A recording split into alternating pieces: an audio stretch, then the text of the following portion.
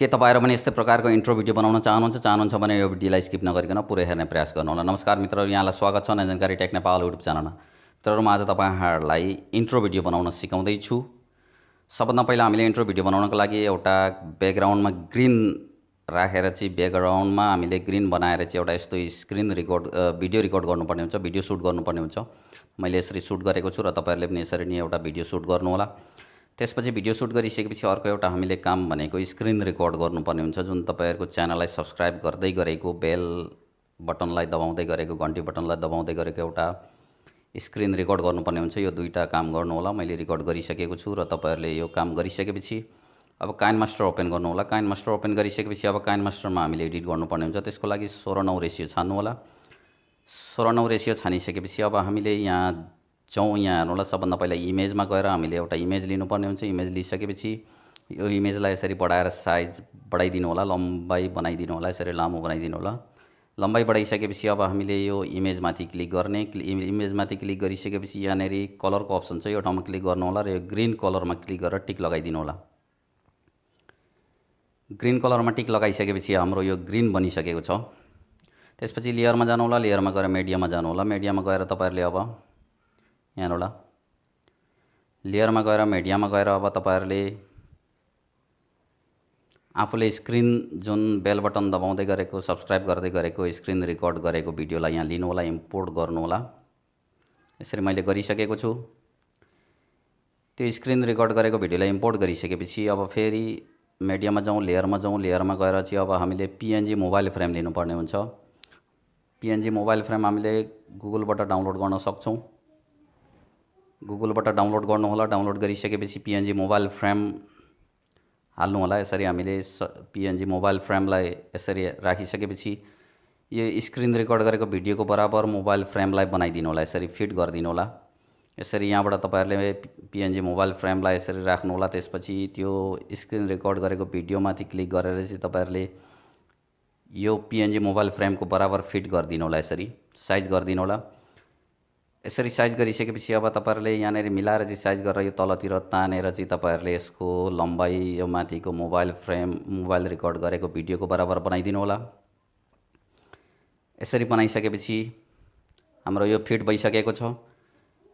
Fit भइसकेपछि अब तपाईहरुले यहाँनेरि यसको बाँकी भाग अनवान्टेड भागहरु हामीले हटाउनु पर्ने हुन्छ। यहाँ हेर्नु होला, हामीले यो जुन मोबाइल फ्रेम लिएका थियौं, त्यसपछि स्क्रिन रेकर्ड गरेको भिडियो लिएका थियौं, त्यो भिडियो हामीलाई नचाहिने भाग हामीले डिलिट गर्न सक्छौं, हटाउन सक्छौं, ट्रिम गर्न सक्छौं। यो धेरै लामो छ। यसलाई हामीले भनेको सब्स्क्राइब दबाउँदै गरेको र बेल बटनलाई थिचेको त्यति मात्रै भए पुग्छ। 12 सेकेन्ड जति भए पुग्छ हामीलाई, तर यो धेरै लामो छ। त्यसको लागि तपाईहरुले यहाँनेरि यो ट्रिम गरेर तपाईहरुले यसरी यहाँबाट हटाउन सक्नुहुन्छ। अनवान्टेड पार्टलाई यसरी हटाउनु होला, साइज गरिदिनु होला। हामीलाई जति भाग चाहिन्छ त्यति भाग मात्रै लिए हुन्छ। मैले यहाँनेरि नचाहिने भाग चाहिँ धेरै लामो भागलाई हटाइदिएँ। यसरी हटाउनु होला तपाईहरु पनि। यसरी हटाइदिनु होला। हटाइसकेपछि यहाँ हेर्नु होला, तपाईहरुले देख्न सक्नुहुन्छ यस्तो प्रकारको बनिसकेको छ।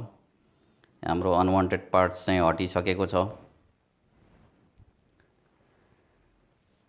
यहाँबाट अनवान्टेड पार्ट हटाइदिनु होला। त्यसपछि यो साइडमा पनि तपाईहरुले काट्न सक्नुहुन्छ, डिलिट गर्न सक्नुहुन्छ। यहाँबाट नचाहिने भागहरुलाई यसरी हटाउन सक्नुहुन्छ। यो कैंचीको अप्सनमा क्लिक गर्नु होला। Trim to right of plate click गर्नुभयो भने पालैपालो trim to right of plate गर्नुभयो भने तपाईहरुको यहाँ हट्छ। यसरी यहाँ हटाउनु होला, यसरी हटाउनु होला।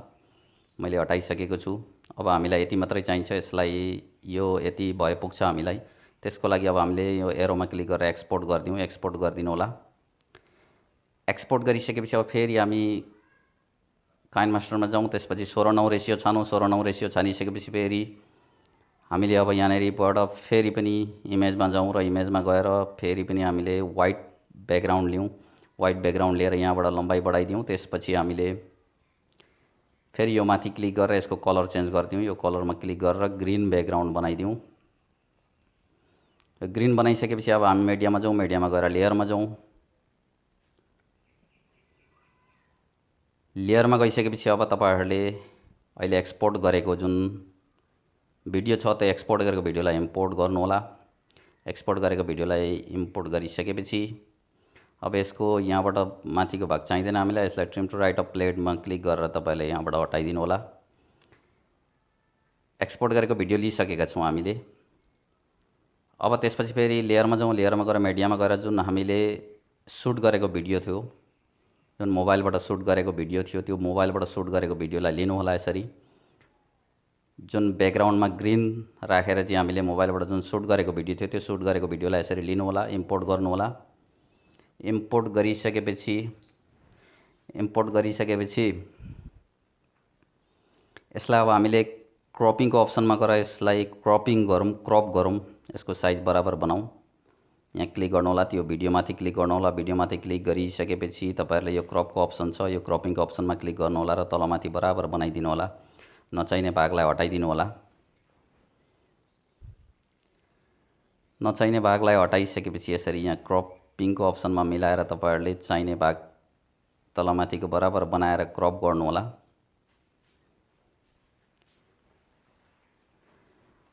क्रप गरिसकेपछि यसरी क्रप गरिसकेका छौँ हामीले। यहाँ हेर्नुहोला, यो बराबर भइसकेको छ।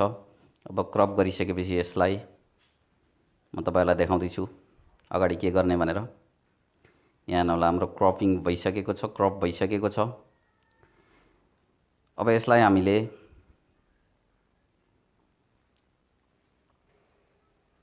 तलतिर क्रोमा कीको अप्सन छ, त्यो क्रोमा कीको अप्सनमा क्लिक गरेर हामीले यसलाई क्रोमा की इनेबल गर्नुपर्ने हुन्छ। माथितिर यहाँ हेर्नुहोला, यो क्रोमा कीलाई इनेबल गरिदिनु होला। त्यसपछि यहाँनिर तपाईँले देख्नुहुन्छ व्हाइट सेतो भाग छ, त्यो सेतो भाग चाहिँ एकदम चकिलो, ब्याकग्राउन्डमा कालो र सेतो मान्छेको आकार सेतो भएको बराबर बनाउनु होला। यो तलमाथि दुईटालाई सारेर चकिलो मान्छेको भाग सेतो, त्यसपछि ब्याकग्राउन्ड कालो चकिलो बनाउनु होला। त्यसपछि यहाँ हेर्नुहोला, तपाईँहरूले अब यो क्रप भइसकेको छ, हाम्रो यहाँनिर आइसकेको छ। क्रोमा की इनेबल भएपछि यस्तो देखिन्छ।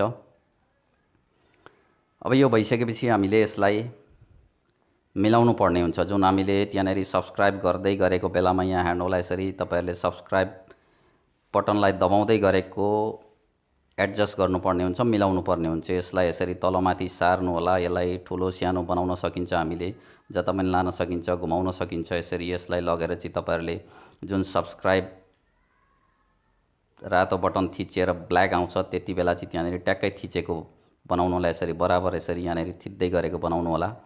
जति बेला त्यो सब्सक्राइब हुन्छ त्यति बेला त्यो औँलाले त्यहाँ थिच्दै गरेको बनाउनु होला। यसरी लगेर चाहिँ मिलाउनु होला। तपाईँहरूले यो मिलाउन सक्नुहुनेछ। तपाईँहरूले यो भिडियो रेकर्ड गरेको भिडियोलाई पनि मिलाउन सक्नुहुन्छ र तल मोबाइलमा जुन छ भिडियो, मोबाइल फ्रेम सहितको भिडियो, त्यसलाई पनि त्यो भिडियोमा क्लिक गर्नुभयो भने त्यसलाई पनि ठुलो सानो बनाउन सक्नुहुनेछ। यसरी मिलाउनु होला। तपाईँहरूले यसरी सार्दै हेर्दै मिलाउनु होला, मिलाउन सक्नुहुनेछ सजिलो गरी।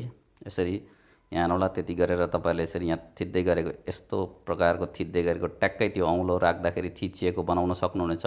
यसरी बनाउनु होला। यसरी मिलाएर बनाउनु होला। मैले यसरी बनाउँदैछु, तपाईँहरूले यसरी यहाँ देख्न सक्नुहुनेछ। यसरी ट्याक्कै जति बेला सब्सक्राइबको अप्सन सब्सक्राइब त्यहाँ देखाउँछ त्यति बेला ट्याक्कै औँलाले थिच्दै गरेको बनाउन सकिन्छ। ट्याक्कै बनाउनु होला। यहाँबाट म बनाउने प्रयास गर्दैछु। ट्याक्क थिच्दै गरेको बेला ट्याक्क त्यो औँलाले थिच्दै गरेको सब्सक्राइब भएको त्यहाँनिर यसरी बनाउनु होला। तपाईँहरूले त्यो तल्लोमा पनि एडजस्ट गर्न सक्नुहुन्छ, साइज रिसाइज गर्न सक्नुहुनेछ। यसरी तपाईँहरूले यसलाई मिलाउन सक्नुहुनेछ। ट्याक्क मिलाउनु होला। यसरी मिलाइसकेपछि तपाईँहरूको अब यहाँनिर हेर्नु होला, यहाँनिर ट्याक्क सब्सक्राइब बेल बटन यसरी हामीले मिलाएका छौँ। सब्सक्राइब र बेल बटन अझै मिलिसकेको छैन। यहाँ हेर्नु होला, मैले मोबाइललाई अलिकति ठुलो बनाइदिएँ। त्यसपछि यसको साइज बराबर हुन्छ र मिल्छ। यसरी यहाँ ट्याक्क थिच्दाखेरि दुई ठाउँमै ट्याक्क थिचेको हुनुपर्ने हुन्छ। यो चाहिँ झन्झट नगरिकन एकदम मजाले मिलाउनु होला, साइज बनाइदिनु होला ट्याक्कै। यसरी यहाँ हेर्नु होला, यसरी ट्याक्क सब्सक्राइब अनि बेल बटन दुइटै थिचेको बनाउनु होला। अझै म बनाउने प्रयास गर्दैछु। सब्सक्राइब, त्यसपछि सब्सक्राइब, त्यसपछि बेल बटन हो, यसरी दुईटा थिचेको बनाउनु होला। यसरी तपाईँहरूले यो दुईवटा थिचेको बनाइसकेपछि तपाईँहरूको भिडियो एकदम राम्रो प्रोफेसनल तरिकाको इन्ट्रो देखिन्छ। यो मिलाउनलाई झन्झट नगर्नु होला, सजिलो गरी मिल्ने छ। मिलाउन सकिन्छ, हामीले मोबाइललाई पनि ठुलो सानो बनाउन सकिन्छ र यो भिडियो जुन छ यो पनि मिलाउन सकिन्छ। यसरी मिलाएर चाहिँ तपाईहरुले यसलाई ट्याकट्याकी थिचेको ट्याक्क थिच्दाखेरि त्यो सब्स्क्राइब भएको बनाउनु होला।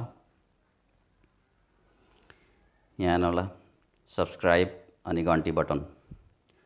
यसरी मिलाइसकेपछि अब हाम्रो मिलो यहाँभन्दा अब बाँकी भाग हामीलाई चाहिँदैन। यहाँनिरबाट हामीले यो कैँचीको अप्सनमा क्लिक गरेर trim to right of plate गरिदियौँ भने हाम्रो यो बाँकी भाग काटिन्छ। अर्कोमा पनि यहाँबाट गएर हामीले यसरी काट्न सक्छौँ। यो काटिसकेको छ, यति भाग मात्रै चाहिन्छ हामीले जुन सब्स्क्राइब गर्दै गरेको र बेल बटनलाई दबाउँदै गरेको। यसरी तपाईहरुले मिलाउन सक्नुहुनेछ। यसरी यहाँ हेर्नु होला, ट्याक्क अझै पनि मिलेन भने मिलाउने प्रयास गर्नु होला र ट्याक्क लेभल मिलाएर जति बेला त्यहाँनेरि औँला जान्छ त्यति बेलै त्यो सब्स्क्राइब थिच्दै गरेको त्यो बनाइदिनु होला। यसरी बनाइसकेपछि अब हाम्रो भिडियो रेडी हुन्छ। यहाँ हेर्नु होला, सब्स्क्राइब घन्टी बटन। यसरी यो दुईटा बनाएको हाम्रो भिडियो रेडी भएको छ। फेरि चेक गरौँ।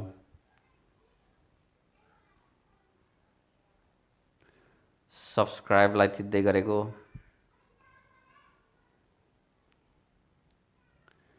यहाँ हेर्नु होला, म तपाईहरुलाई देखाउँदैछु। फेरि पनि मिलाउन अझै मजाले मिलाउँदैछु म, र तपाईहरुले पनि यसै गरी मिलाउन सक्नुहुनेछ। तपाईहरुले जस्तो चाहनुहुन्छ त्यस्तै बनाउन सक्नुहुनेछ। सब्स्क्राइब घन्टी बटन यसरी दुईवटा यहाँ हेर्नु होला, सब्स्क्राइब